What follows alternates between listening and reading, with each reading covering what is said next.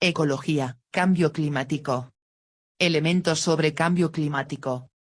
Introducción. Adentrarse en el tema del cambio climático es hoy en día un imperativo de supervivencia para todos los habitantes racionales del planeta Tierra. Es frecuente leer impresionantes artículos periodísticos en la prensa impresa o digital sobre el tema. Con especial énfasis se publican novedosos y alarmantes artículos referentes al cambio climático por parte de la comunidad científica, más, los obreros agropecuarios, los que paradójicamente pueden salvar o destruir la naturaleza progresivamente de manera inconsciente, por vivir dentro de la campiña en una proporción elevada y depender de ella para su subsistencia, tienen escasísimo acceso a la información relevante sobre cambio climático. Por otra parte, en la carrera de Ingeniería Forestal que se estudia en 3 universidades del territorio nacional, los educandos no cuentan con una bibliografía que le brinde los contenidos básicos que reciben en la asignatura Bosque y Cambio Climático en un orden coherente y asequible, los que se encuentran publicados en las más diversas fuentes y con los más disímiles enfoques.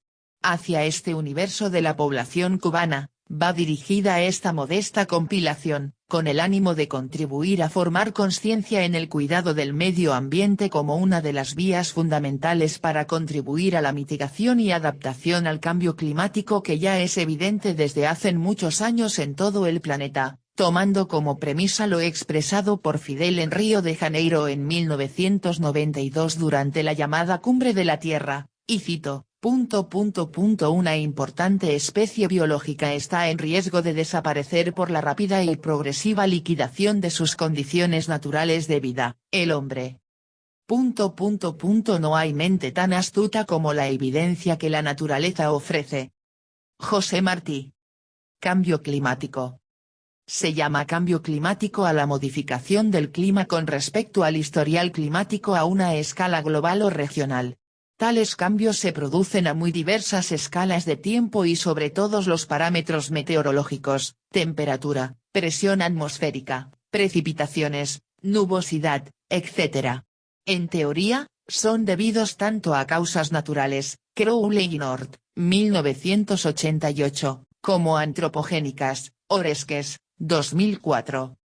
Imagen de la superficie de Venus, un planeta que anteriormente se pareció en muchos aspectos a la Tierra actual. El término suele usarse de manera poco apropiada, para hacer referencia tan solo a los cambios climáticos que suceden en el presente, utilizándolo como sinónimo de calentamiento global. La Convención Marco de las Naciones Unidas sobre el Cambio Climático usa el término cambio climático solo para referirse al cambio por causas humanas. Por cambio climático se entiende un cambio de clima atribuido directa o indirectamente a la actividad humana que altera la composición de la atmósfera mundial y que se suma a la variabilidad natural del clima observada durante periodos comparables. Recibe el nombre de variabilidad natural del clima, pues se produce constantemente por causas naturales. En algunos casos, para referirse al cambio de origen humano se usa también la expresión cambio climático antropogénico. Además del calentamiento global, el cambio climático implica cambios en otras variables como las lluvias y sus patrones, la cobertura de nubes y todos los demás elementos del sistema atmosférico. La complejidad del problema y sus múltiples interacciones hacen que la única manera de evaluar estos cambios sea mediante el uso de modelos computacionales que simulan la física de la atmósfera y de los océanos. La naturaleza caótica de estos modelos hace que en sí tengan una alta proporción de incertidumbre. Stanford et al., 2005, Roe y Baker, 2007. Aunque eso no es óbice para que sean capaces de prever cambios significativos futuros, Schneider, 2008, Knut y Jägerl, 2008, que tengan consecuencias tanto económicas, Stern, 2008, como las ya observables a nivel biológico, Walter et al., 2002, Hughes, 2001. Causas de los cambios climáticos. El clima es un promedio, a una escala de tiempo dada, del tiempo atmosférico. Los distintos tipos climáticos y su localización en la superficie terrestre obedecen a ciertos factores, siendo los principales, la latitud geográfica, la altitud, la distancia al mar, la orientación del relieve terrestre con respecto a la insolación, vertientes de Solana y Umbría, y a la dirección de los vientos, vertientes de Sotavento y Barlovento, y por último, las corrientes marinas. Estos factores y sus variaciones en el tiempo producen cambios en los principales elementos constituyentes del clima, que también son 5, temperatura atmosférica, presión atmosférica, vientos, humedad y precipitaciones. Temperatura en la superficie terrestre al comienzo de la primavera de 2000. Pero existen fluctuaciones considerables en estos elementos a lo largo del tiempo, tanto mayor cuanto mayor sea el periodo de tiempo considerado. Estas fluctuaciones ocurren tanto en el tiempo como en el espacio.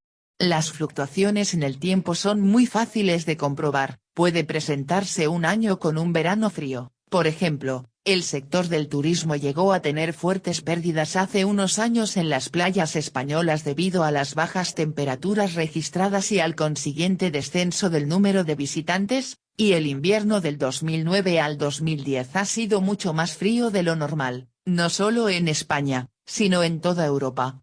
También las fluctuaciones espaciales son aún más frecuentes y comprobables. Los efectos de lluvias muy intensas en la zona intertropical del hemisferio sur en América, inundaciones en el Perú y en el sur del Brasil, se presentaron de manera paralela a lluvias muy escasas en la zona intertropical del norte de América del Sur, especialmente en Venezuela y otras áreas vecinas. Un cambio en la emisión de radiaciones solares, en la composición de la atmósfera, en la disposición de los continentes, en las corrientes marinas o en la órbita de la Tierra puede modificar la distribución de energía y el equilibrio térmico, alterando así profundamente el clima cuando se trata de procesos de larga duración. Estas influencias se pueden clasificar en externas e internas a la Tierra.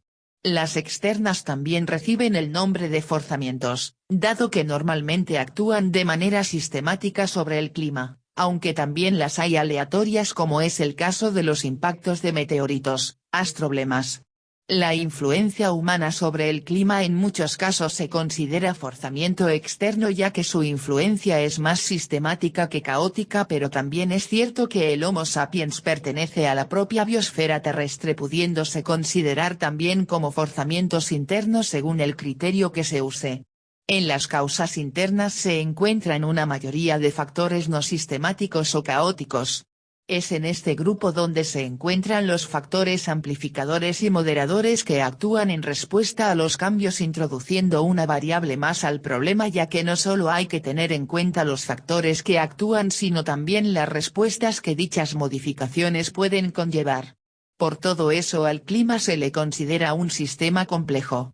Según qué tipo de factores dominen la variación del clima será sistemática o caótica. En esto depende mucho la escala de tiempo en la que se observe la variación, ya que pueden quedar patrones regulares de baja frecuencia ocultos en variaciones caóticas de alta frecuencia y viceversa. Puede darse el caso de que algunas variaciones caóticas del clima no lo sean en realidad y que sean catalogadas como tales por un desconocimiento de las verdaderas razones causales de las mismas. Influencias externas. Variaciones solares. Variaciones de la luminosidad solar a lo largo del ciclo de las manchas solares. El Sol es una estrella que presenta ciclos de actividad de 11 años. Ha tenido periodos en los cuales no presenta manchas solares, como el mínimo de Maunder que fue de 1645 a 1715, en los cuales se produjo una mini era de hielo. Variaciones de la luminosidad solar a lo largo del ciclo de las manchas solares. La temperatura media de la Tierra depende, en gran medida, del flujo de radiación solar que recibe. Sin embargo, debido a que ese aporte de energía apenas varía en el tiempo, no se considera que sea una contribución importante para la variabilidad climática a corto plazo. Crowley y North, 1988. Esto sucede porque el Sol es una estrella de tipo G en fase de secuencia principal, resultando muy estable. El flujo de radiación es, además, el motor de los fenómenos atmosféricos, ya que aporta la energía necesaria a la atmósfera para que estos se produzcan. Sin embargo, muchos astrofísicos consideran que la influencia del Sol sobre el clima está más relacionado con la longitud de cada ciclo, la amplitud del mismo, la cantidad de manchas solares, la profundidad de cada mínimo solar, y la ocurrencia de dobles mínimos solares separados por pocos años. Sería la variación en los campos magnéticos y la variabilidad en el viento solar, y su influencia sobre los rayos cósmicos que llegan a la Tierra, quienes tienen una fuerte acción sobre distintos componentes del clima como las diversas oscilaciones oceánicas, los eventos El Niño y la Niña, las corrientes de chorro polares, la oscilación casi bianual de la corriente estratosférica sobre el ecuador, etc. Por otro lado, a largo plazo las variaciones se hacen apreciables ya que el Sol aumenta su luminosidad a razón de un 10% cada 1000 millones de años. Debido a este fenómeno, en la Tierra primitiva que sustentó el nacimiento de la vida, hace 3.800 millones de años, el brillo del Sol era un 70% del actual. Las variaciones en el campo magnético solar y, por tanto, en las emisiones de viento solar, también son importantes, ya que la interacción de la alta atmósfera terrestre con las partículas provenientes del Sol puede generar reacciones químicas en un sentido u otro, modificando la composición del aire y de las nubes así como la formación de estas. Algunas hipótesis plantean incluso que los iones producidos por la interacción de los rayos cósmicos y la atmósfera de la Tierra juegan un rol en la formación de núcleos de condensación y un correspondiente aumento en la formación de nubes. De este modo, la correlación entre la ionización cósmica y formación de nubes se observa fuertemente en las nubes a baja altitud y no en las nubes altas, cirrus, como se creía, donde la variación en la ionización es mucho más grande. Benchmark, 2007. Variaciones orbitales. Si bien la luminosidad solar se mantiene prácticamente constante a lo largo de millones de años, no ocurre lo mismo con la órbita terrestre. Esta oscila periódicamente, haciendo que la cantidad media de radiación que recibe cada hemisferio fluctúe a lo largo del tiempo, y estas variaciones provocan las pulsaciones glaciares a modo de veranos e inviernos de largo periodo. Son los llamados periodos glaciales e interglaciales. Hay tres factores que contribuyen a modificar las características orbitales haciendo que la insolación media en uno y otro hemisferio varíe aunque no lo haga el flujo de radiación global. Se trata de la precesión de los equinoccios, la excentricidad orbital y la oblicuidad de la órbita o inclinación del eje terrestre. Impactos de meteoritos. En raras ocasiones ocurren eventos de tipo catastrófico que cambian la faz de la Tierra para siempre. El último de tales acontecimientos catastróficos sucedió hace 65 millones de años. Se trata de los impactos de meteoritos de gran tamaño. Es indudable que tales fenómenos pueden provocar un efecto devastador sobre el clima al liberar grandes cantidades de CO2, polvo y cenizas a la atmósfera debido a la quema de grandes extensiones boscosas. De la misma manera, tales sucesos podrían intensificar la actividad volcánica en ciertas regiones. En el suceso de Chicxulub, en Yucatán, México, hay quien relaciona el periodo de fuertes erupciones en volcanes de la India con el hecho de que este continente se sitúe cerca de las antípodas del cráter de impacto. Tras un impacto suficientemente poderoso la atmósfera cambiaría rápidamente, al igual que la actividad geológica del planeta incluso, sus características orbitales. 2.3. Influencias internas. La deriva continental. La Tierra ha sufrido muchos cambios desde su origen hace 4.600 millones de años. Hace 225 millones de años todos los continentes estaban unidos, formando lo que se conoce como Pangea, y había un océano universal llamado Pantalasa. La tectónica de placas ha separado los continentes y los ha puesto en la situación actual. El océano Atlántico se ha ido formando desde hace 200 millones de años. Pangea. La deriva continental es un proceso sumamente lento, por lo que la posición de los continentes fija el comportamiento del clima durante millones de años. Hay dos aspectos a tener en cuenta. Por una parte, las latitudes en las que se concentra la masa continental. Si las masas continentales están situadas en latitudes bajas habrá pocos glaciares continentales y, en general, temperaturas medias menos extremas. Asimismo, si los continentes se hallan muy fragmentados habrá menos continentalidad. Un proceso que demuestra fehacientemente la influencia a largo plazo de la deriva de los continentes, o de igual manera, la tectónica de placas, sobre el clima es la existencia de yacimientos de carbón en las islas Svalbard-Spitsbergen, en una latitud donde ahora no existen árboles por el clima demasiado frío. La idea que explica estos yacimientos es que el movimiento de la placa donde se encuentran dichas islas se produjo hacia el norte desde una ubicación más meridional con un clima más cálido. La composición atmosférica.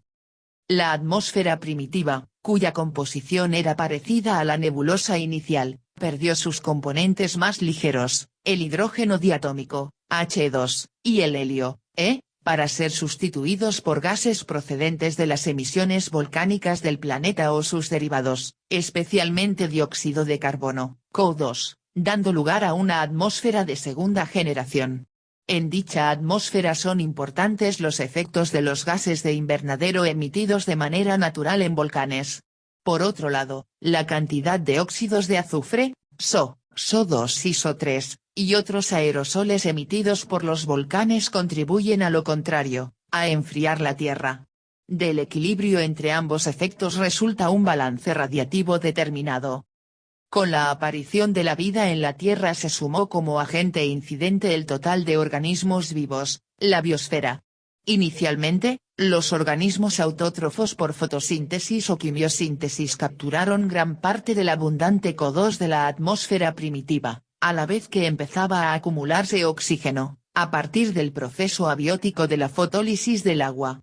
La aparición de la fotosíntesis oxigénica, que realizan las cianobacterias y sus descendientes los plastos, dio lugar a una presencia masiva de oxígeno, O2, como la que caracteriza la atmósfera actual, y aún mayor. Esta modificación de la composición de la atmósfera propició la aparición de formas de vida nuevas, aeróbicas que se aprovechaban de la nueva composición del aire. Aumentó así el consumo de oxígeno y disminuyó el consumo neto de CO2 llegándose al equilibrio o clímax, y formándose así la atmósfera de tercera generación actual.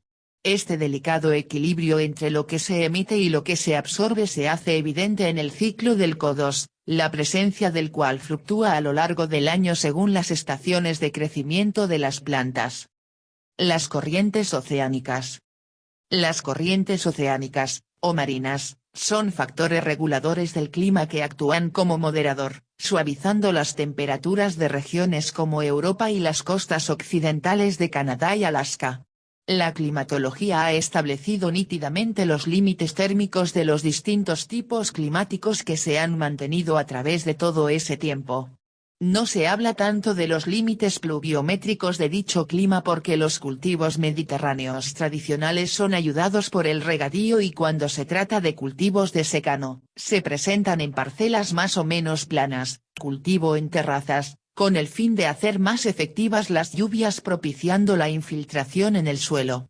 Además los cultivos típicos del matorral mediterráneo están adaptados a cambios meteorológicos mucho más intensos que los que se han registrado en los últimos tiempos. Si no fuera así, los mapas de los distintos tipos climáticos tendrían que rehacerse. Un aumento de unos 2 grados Celsius en la cuenca del Mediterráneo significaría la posibilidad de aumentar la latitud de muchos cultivos unos 200 kilómetros más al norte, como sería el cultivo de la naranja ya citado.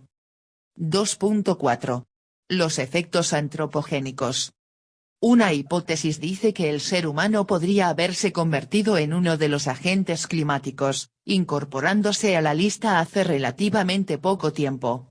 Su influencia comenzaría con la deforestación de bosques para convertirlos en tierras de cultivo y pastoreo, pero en la actualidad su influencia sería mucho mayor al producir la emisión abundante de gases que, según algunos autores, producen un efecto invernadero, CO2 en fábricas y medios de transporte y metano en granjas de ganadería intensiva y arrozales.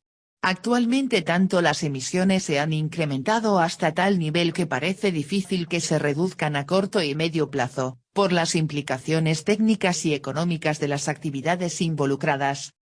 Los aerosoles de origen antrópico, Especialmente los sulfatos provenientes de los combustibles fósiles ejercen una influencia reductora de la temperatura. Charlson et al., 1992. Este hecho, unido a la variabilidad natural del clima, sería la causa que explica el valle que se observa en el gráfico de temperaturas en la zona central del siglo XX. Foto, AP. La alta demanda de energía por parte de los países desarrollados, son la principal causa del calentamiento global, debido a que sus emisiones contaminantes son las mayores del planeta. Esta demanda de energía hace que cada vez más se extraigan y consuman los recursos energéticos como el petróleo. 2.5. Efecto invernadero. Se denomina efecto invernadero al fenómeno por el cual determinados gases, que son componentes de la atmósfera terrestre, retienen parte de la energía que la superficie planetaria emite por haber sido calentada por la radiación solar. Afecta a todos los cuerpos planetarios rocosos dotados de atmósfera. Este fenómeno evita que la energía recibida constantemente vuelva inmediatamente al espacio, produciendo a escala planetaria un efecto similar al observado en un invernadero. En el sistema solar, los planetas que presentan efecto invernadero son Venus, la Tierra y Marte. El efecto invernadero se está viendo acentuado en la Tierra por la emisión de ciertos gases, como el dióxido de carbono y el metano, debido a la actividad humana. Balance energético de la Tierra. Balance anual de energía de la Tierra desarrollado por Trenberg, Fasuyo y Kjell de Lancar en 2008. Se basa en datos del periodo de marzo de 2000 a mayo de 2004 y es una actualización de su trabajo publicado en 1997. La superficie de la Tierra recibe del Sol 161 W/m2 y del efecto invernadero de la atmósfera 333 W/m², en total 494 W/m2, como la superficie de la Tierra emite un total de 493 W/m2, 17 más 80 más 396, supone una absorción neta de calor de 0,9 W/m2, que en el tiempo actual está provocando el calentamiento de la Tierra. En la atmósfera el mantenimiento del equilibrio entre la recepción de la radiación solar y la emisión de radiación infrarroja devuelve al espacio la misma energía que recibe del Sol. Esta acción de equilibrio se llama balance energético de la Tierra y permite mantener la temperatura en un estrecho margen que posibilita la vida. En un periodo suficientemente largo el sistema climático debe estar en equilibrio. La radiación solar entrante en la atmósfera está compensada por la radiación saliente, pues si la radiación entrante fuese mayor que la radiación saliente se produciría un calentamiento y lo contrario produciría un enfriamiento. Por tanto, en equilibrio, la cantidad de radiación solar entrante en la atmósfera debe ser igual a la radiación solar reflejada saliente más la radiación infrarroja térmica saliente. Toda alteración de este balance de radiación, ya sea por causas naturales u originado por el hombre, antropógeno, es un forzamiento radiativo y supone un cambio de clima y del tiempo asociado. 5. Los flujos de energía entrante y saliente interaccionan en el sistema climático ocasionando muchos fenómenos tanto en la atmósfera, como en el océano o en la Tierra. Así, la radiación entrante solar se puede dispersar en la atmósfera o ser reflejada por las nubes. La superficie terrestre puede reflejar o absorber la energía solar que le llega. La energía solar de onda corta se transforma en la Tierra en calor. Esa energía no se disipa, se encuentra como calor sensible o calor latente, se puede almacenar durante algún tiempo, transportarse en varias formas, dando lugar a una gran variedad de tiempo y a fenómenos turbulentos en la atmósfera o en el océano. Finalmente vuelve a ser emitida a la atmósfera como energía radiante de onda larga. 4. Un proceso importante del balance de calor es el efecto albedo, por el que algunos objetos reflejan más energía solar que otros. Los objetos de colores claros, como las nubes o las superficies nevadas, reflejan más energía, mientras que los objetos oscuros absorben más energía solar que la que reflejan. Otro ejemplo de estos procesos es la energía solar que actúa en los océanos. La mayor parte se consume en la evaporación del agua de mar, luego esta energía es liberada en la atmósfera cuando el vapor de agua se condensa en lluvia. 6. La Tierra, como todo cuerpo caliente superior al cero absoluto, emite radiación térmica, pero al ser su temperatura mucho menor que la solar, emite radiación infrarroja por ser un cuerpo negro. La radiación emitida depende de la temperatura del cuerpo. En el estudio del CAR han concluido una oscilación anual media entre 15,9 grados C en julio y 12,2 grados C en enero compensando los dos hemisferios, que se encuentran en estaciones distintas y la parte terrestre que es de día con la que es de noche. Esta oscilación de temperatura supone una radiación media anual emitida por la Tierra de 396 W/m2. La energía infrarroja emitida por la Tierra es atrapada en su mayor parte en la atmósfera y reenviada de nuevo a la Tierra. Este fenómeno se llama efecto invernadero y garantiza las temperaturas templadas del planeta. Según el estudio anterior del ANCAR, el efecto invernadero de la atmósfera hace retornar nuevamente a la Tierra 333 W/m2. Globalmente la superficie de la Tierra absorbe energía solar por valor de 161 W/m2 y del efecto invernadero de la atmósfera recibe 333 W/m2, lo que suma 494 W/m2, como la superficie de la Tierra emite, o dicho de otra manera pierde, un total de 493 W/m2, que se desglosan en 17 W/m2 de calor sensible, 80 W/m2 de calor latente de la evaporación del agua y 396 W/m2 de energía infrarroja. Supone una absorción neta de calor de 0,9 W/m2, que en el tiempo actual está provocando el calentamiento de la Tierra. 2.6. Gases de efecto invernadero. Incrementos en la atmósfera de los 5 gases responsables del 97% del efecto invernadero antropogénico en el periodo 1976-2003. Forzamiento radiativo entre 1750 y 2005 según estimaciones del IPCC. Los denominados gases de efecto invernadero o gases invernadero, responsables del efecto descrito, son: vapor de agua, H2O. Dióxido de carbono, CO2. Metano, CH4. Óxido de nitrógeno, N2O. Ozono, O3. Clorofluorocarbonos, CFC. Incrementos en la atmósfera de los 5 gases responsables del 97% del efecto invernadero antropogénico en el periodo 1976-2003. El cambio climático actual. 3.1.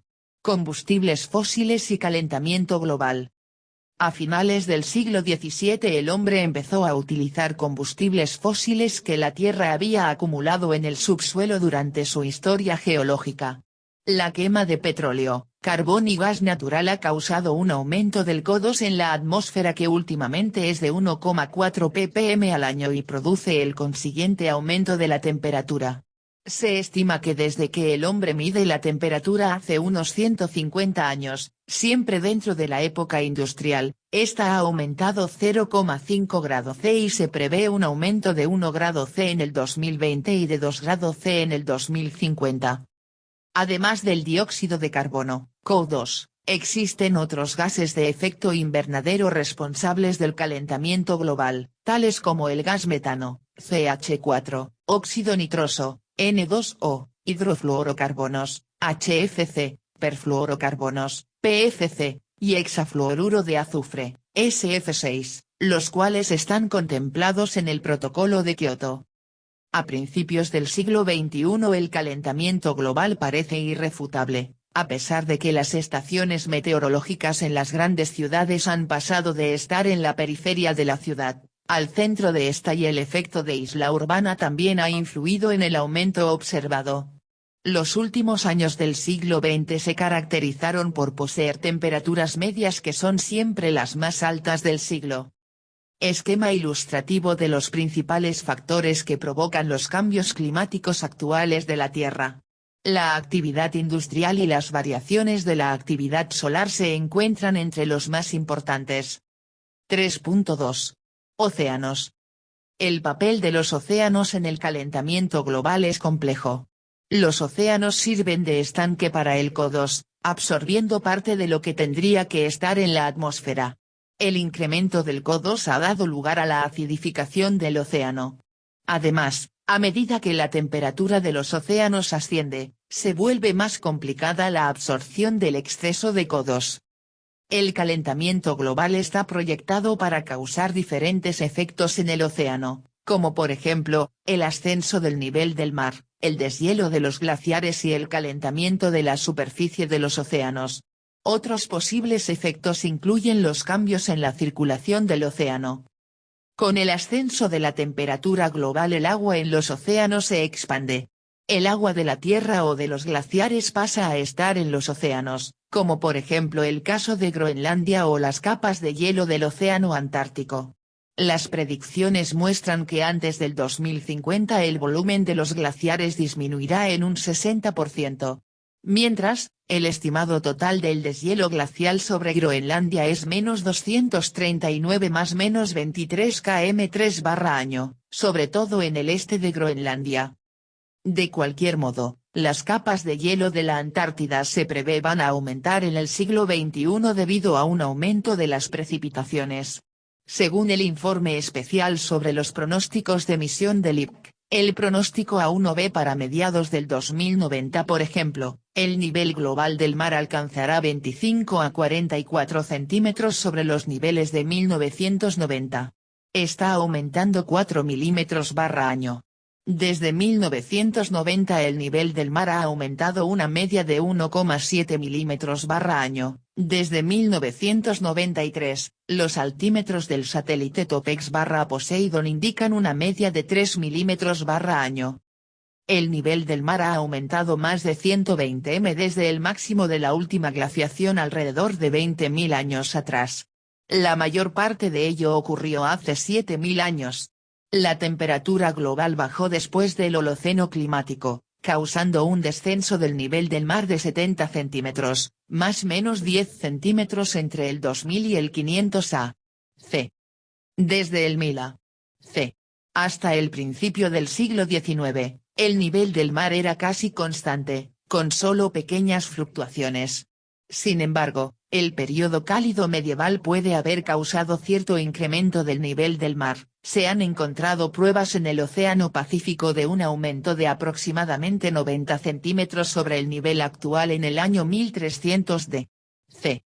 700 antes del presente.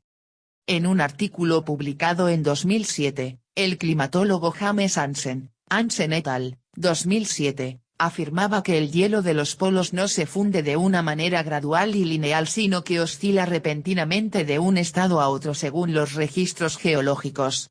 Es preocupante que los pronósticos de GEI con los que el IPCC trabaja habitualmente, BAU-GHG o Business as Usual Greenhouse Gases en sus siglas en inglés, puedan causar unos aumentos del nivel del mar considerables. Este siglo, Hansen, 2007, difiere de las estimaciones del IPCC. IPCC, 2001, IPCC, 2007, pp. 12-14. Este predice una pequeña o una nula contribución al aumento del nivel del mar en el siglo XXI en Groenlandia y la Antártida. Sin embargo, los análisis y proyecciones no tienen en cuenta la física no lineal de la desintegración de la capa en deshielo, las corrientes y las placas erosionantes de hielo. Tampoco se corresponden con las pruebas paleoclimáticas presentadas para la ausencia del retraso perceptible entre la fuerza de la capa de hielo y el aumento del nivel del mar. 3.3. El aumento de la temperatura. Desde 1961 hasta 2003 la temperatura global del océano ha subido 0,1 grados C desde la superficie hasta una profundidad de 700 m. Hay una variación entre año y sobre escalas de tiempo más largas con observaciones globales de contenido de calor del océano mostrando altos índices de calentamiento entre 1991 y 2003, pero algo de enfriamiento desde 2003 hasta 2007. La temperatura del océano Antártico se elevó 0,17 grados C entre los años 50 y 80. Casi el doble de la media para el resto de los océanos del mundo. Aparte de tener efectos para los ecosistemas, por ejemplo, fundiendo el hielo del mar, afectando al crecimiento de las algas bajo su superficie, el calentamiento reduce la capacidad del océano de absorber el CO2. 3.4. Agricultura. El cambio climático y la agricultura son procesos relacionados entre sí que tienen escala mundial. Se prevé que el calentamiento global tenga un impacto significativo que afectará la agricultura, la temperatura, el dióxido de carbono, el deshielo, las precipitaciones y la interacción entre estos elementos, los cuales determinan la capacidad de carga de la biosfera para producir suficiente alimento para todos los seres vivos. Las consecuencias resultantes del cambio climático y de la agricultura dependerán, a nivel general, del balance de estos efectos. El estudio de estos fenómenos podría ayudar a anticipar y adaptar adecuadamente el sector agrícola para así maximizar su productividad. A su vez, se ha visto que la agricultura también puede producir efectos significativos en el clima, principalmente por la producción y liberación de gases de efecto invernadero como dióxido de carbono, metano y óxido nítrico, por la alteración de la superficie del planeta, la cual pierde su capacidad de absorber o reflejar calor y luz, así como por el forzante radiativo. La deforestación y la desertificación, además de los combustibles fósiles, son las mayores fuentes antropogénicas de dióxido de carbono. La agricultura en sí es el principal contribuyente en incrementar las concentraciones de metano y óxido nítrico en la atmósfera del planeta. Efectos de la deforestación sobre el clima. Tomado de ECURET 2014. Investigaciones recientes han demostrado que la deforestación puede afectar mucho a la cantidad de lluvia caída en un lugar y a otros fenómenos climáticos, siempre que tales modificaciones sean de gran magnitud y abarquen una amplia zona. Selva quemada para la agricultura en el sur de México. Tomado de Wikipedia, la Enciclopedia Libre 2014. El argumento aducido es que una ampliación de la cubierta vegetal podría aumentar la lluvia, y que una disminución de la misma podría reducirla. En un modelo de circulación general atmosférica elaborado por el Laboratorio de Ciencias Atmosféricas Goddard se ha demostrado que los grandes cambios en la cubierta vegetal afectan a la lluvia. Pero, no es la vegetación el factor determinante, sino más bien la correlación entre la humedad del suelo, la vegetación y la energía, fundamentalmente solar, que se necesita para convertir el agua en vapor de agua que forma parte del aire. 9-10. 3.5. Calentamiento global en consecuencia de deforestación.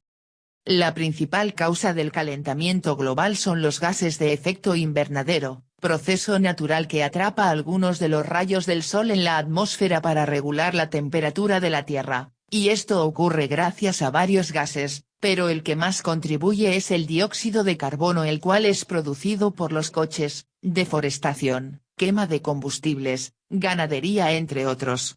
Por eso es muy importante evitar la deforestación entre otros factores que contribuyen para que se forme el dióxido de carbono, ya que hay muchas consecuencias para el medio ambiente. 3.6. Impacto en los pueblos indígenas. Los pueblos indígenas serán los primeros en sentirse afectados por el cambio climático, ya que su supervivencia depende de los recursos naturales de su entorno, y cualquier cambio, como por ejemplo sequías extremas, pueden amenazar su vida.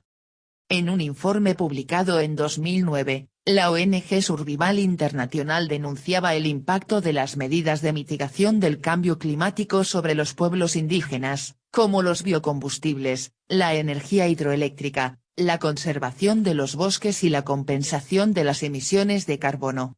11. Según el informe, dichas medidas facilitan a gobiernos y empresas violar sus derechos y reclamar y explotar sus tierras. 3.7. Materia multidisciplinar. En el estudio del cambio climático hay que considerar cuestiones pertenecientes a los más diversos campos de la ciencia: meteorología, física, química, astronomía, geografía, geología y biología. Tienen muchas cosas que decir, constituyendo este tema un campo multidisciplinar.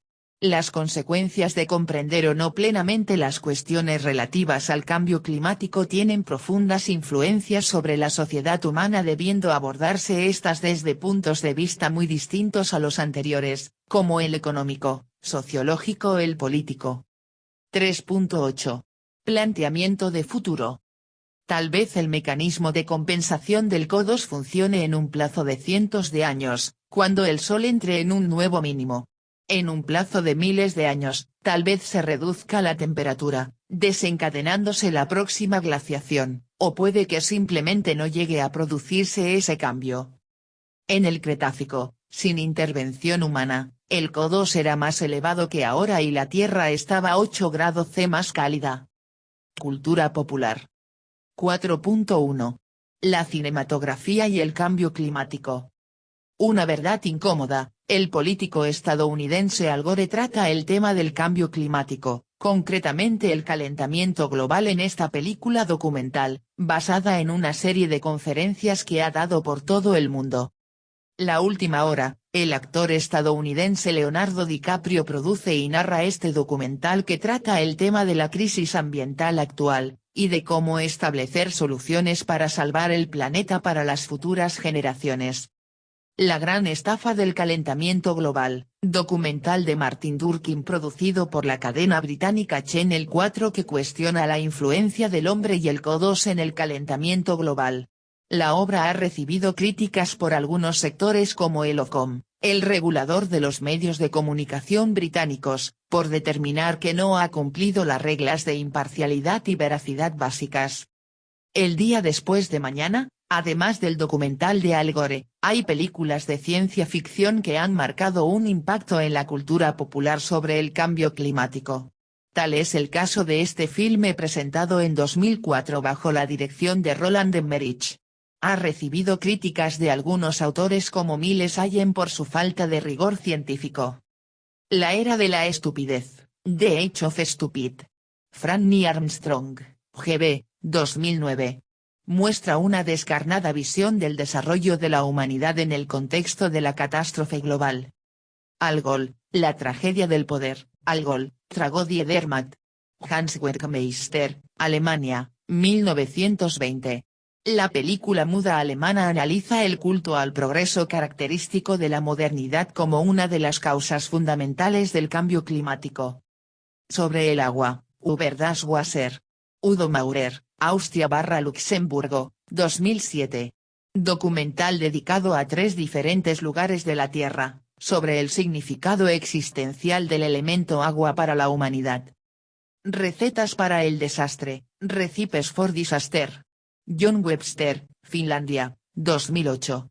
Preocupado por la adicción de nuestra civilización al petróleo y sus catastróficos efectos sobre el cambio climático, el cineasta convenció a su familia de hacer durante un año una dieta petrolífera.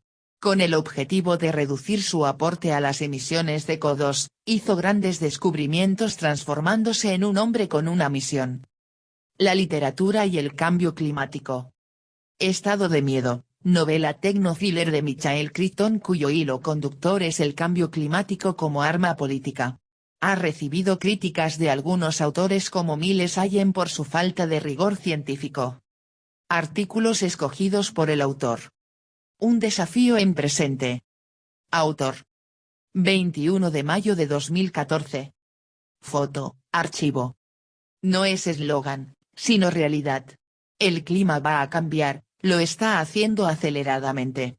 Es el legado que esta humanidad les ha dejado a las nuevas generaciones, pero a cuyos efectos no escaparemos los que habitamos el planeta hoy. ¿El cambio climático es un hecho? ¿Mitigación o adaptación? Es la reflexión que se impone, y a la que nos convoca la doctora Maritza García, directora del Centro Nacional de Áreas Protegidas, del Ministerio de Ciencia, Tecnología y Medio Ambiente, CIDMA. En el contexto del seminario de la Escuela Nacional de Salud Pública en SAP 2014, la especialista presentó un proyecto donde participan más de 40 instituciones, y que busca estrategias para el enfrentamiento a los efectos del cambio climático en nuestro país, desde las áreas protegidas.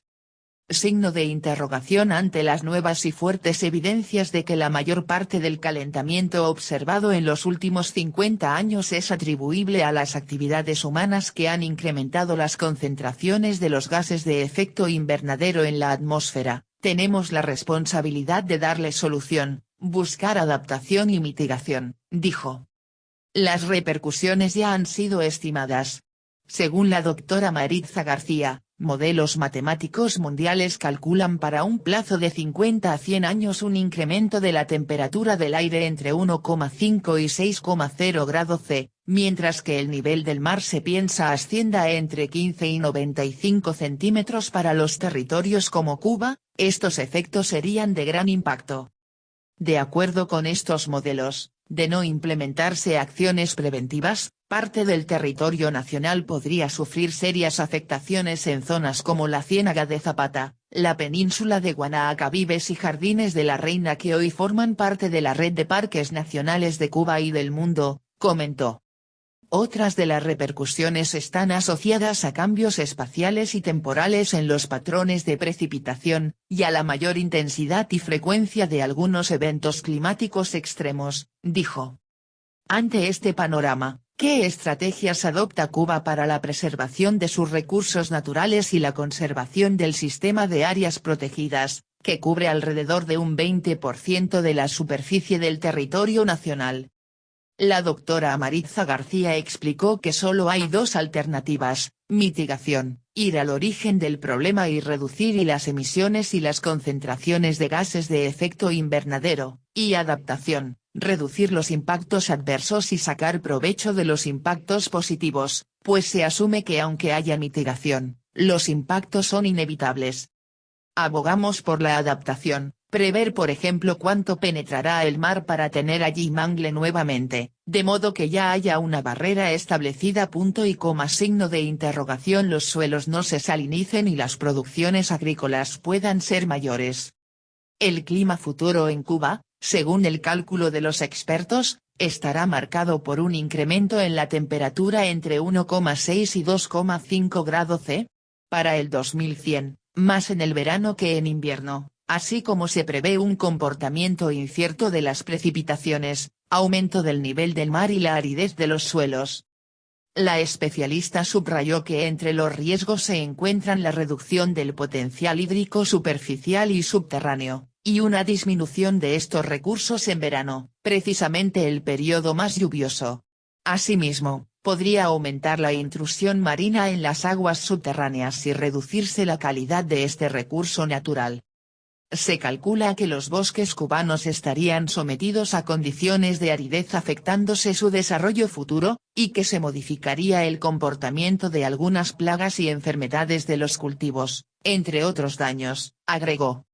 Desde el punto de vista de la salud, otras repercusiones estarían asociadas al posible aumento de las infecciones respiratorias agudas, el asma bronquial, la hepatitis viral, la varicela y las enfermedades diarreicas agudas, entre otras.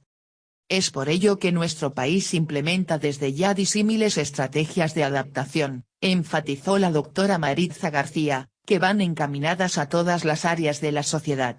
En este sentido, señaló la importancia de acciones que promuevan el uso racional y la protección de los recursos hídricos, el perfeccionamiento de la agricultura, la conservación de los recursos forestales y la consolidación del sistema de salud pública. También mencionó la necesidad de incrementar la capacitación de la población en temas relacionados al clima y la variabilidad climática, potenciar el desarrollo del sistema de vigilancia y predicción del tiempo y el clima, así como planes actuales de preparación y respuesta a los impactos adversos del tiempo y el clima. Para la doctora Maritza García, el cuidado de las áreas protegidas es vital, en cuanto resguardan la integridad de los ecosistemas, moderan el efecto del clima local y atenúan tanto los riesgos como los impactos de eventos extremos como las tormentas, las sequías y el elevamiento del nivel del mar. Son una parte esencial de la respuesta global al cambio climático, dijo. Por ejemplo, hoy la mayor y mejor conservada cuenca hidrográfica del Caribe insular está en Cuba, en el Parque Alejandro de Humboldt, en el oriente del país.